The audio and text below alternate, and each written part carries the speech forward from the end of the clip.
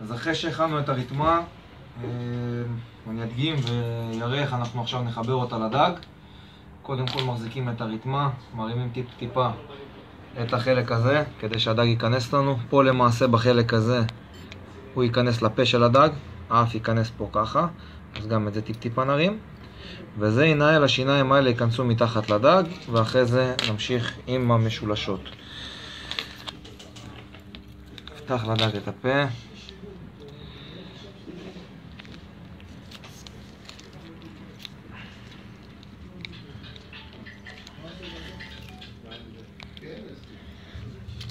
סוגרים ככה, לוקחים קיסם ודוחפים לו כל הכוח. זה קיסם אחד.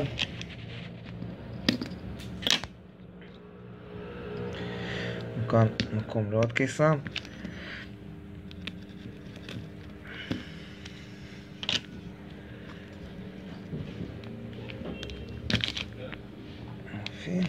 נכנס קצת יותר טוב.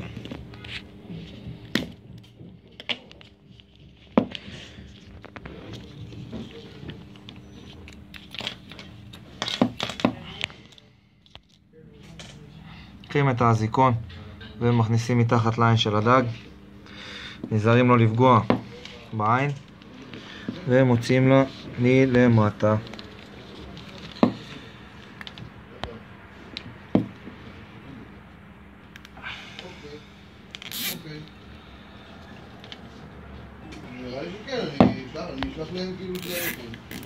ומותחים אותו כמה שיותר למטה. זה הכל. זה המצב שקורה לנו כרגע. הדג כבר מחובר.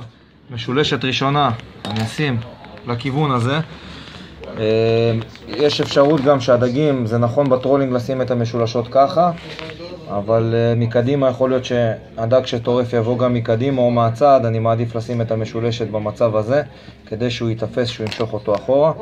אני דוחף לו אותו כמה שיותר חזק בתוך הראש. שני קוצים למעלה וקוץ אחד למטה. את המשולשת האחורית אני אשים כמו שצריך. שים אותו ככה. זה הכל. עכשיו ניקח חוט נרוסטה.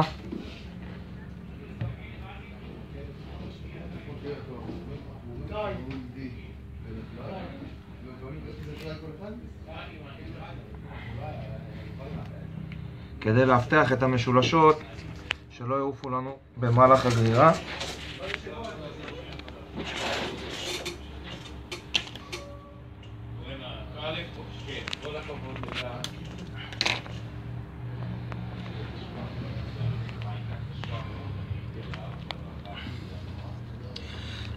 צריך למצוא את המקומות הכי קשים של הדג כדי שיתפוס לנו כמה שיותר חזק.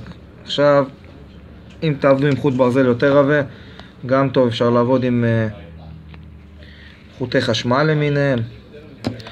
כרגע זה החלק הכי בעייתי עם חוטים דקים. אני מעדיף תמיד חוטים דקים בגלל הפלמודים, כי זה דג חשדן, אין מה לעשות. אנחנו מוצאים כמה שפחות סימנים לדג.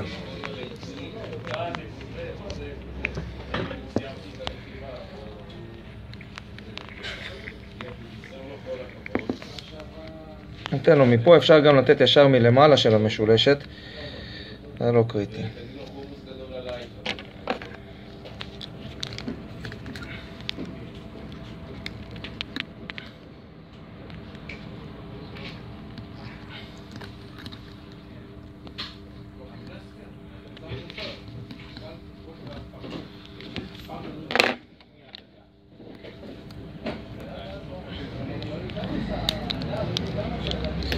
יש תפוסה חזק מאוד.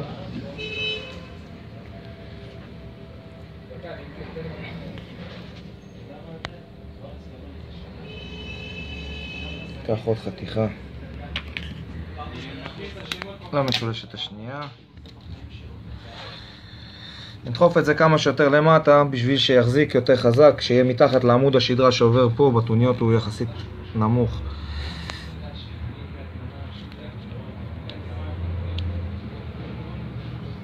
סיים לי. נעשה שוב פעם. אוקיי. את זה אני אשים מכאן ככה.